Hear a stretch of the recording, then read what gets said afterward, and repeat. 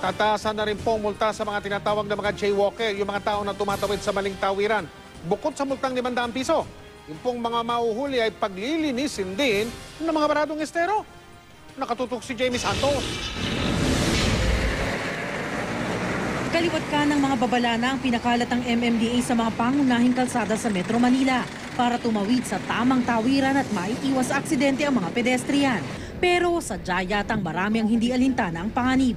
Sa Commonwealth Avenue na Killer Highway rin kung tawagin, ilang pedestrian na tumatawid sa maling tawiran ang aming namataan. Ang mamang nagmamadali sa pagtakbo, nang mapansing malayo pang paparating na sasakyan, nakuha pang tumingin sa relo bago huminto sa Center Island.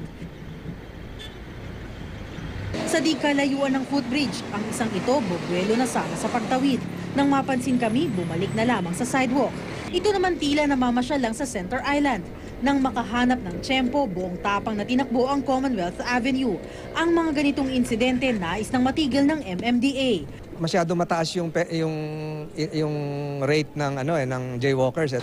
Ang unang hakbang laban sa lumalabag sa anti-jaywalking ordinance, mula raw sa dating 200 pesos, gagawin na itong 500 pesos. At ang 30 minutong seminar, magiging 3 oras na community service na kabilang ang paglilinis ng estero.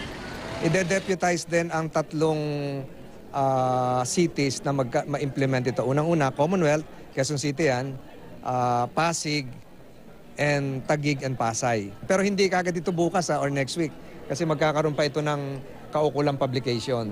Marami naman kaming nakausap ang pabor sa pagbibigay ng mas mabigat na parusa sa mga pasaway na pedestrian. Tumatawid kami sa taming tawiran, iligtas para hindi ka pa magidisgrasya. Diba? Pag sa kwan kasi, walang pedestrian, bigla kang tatawid.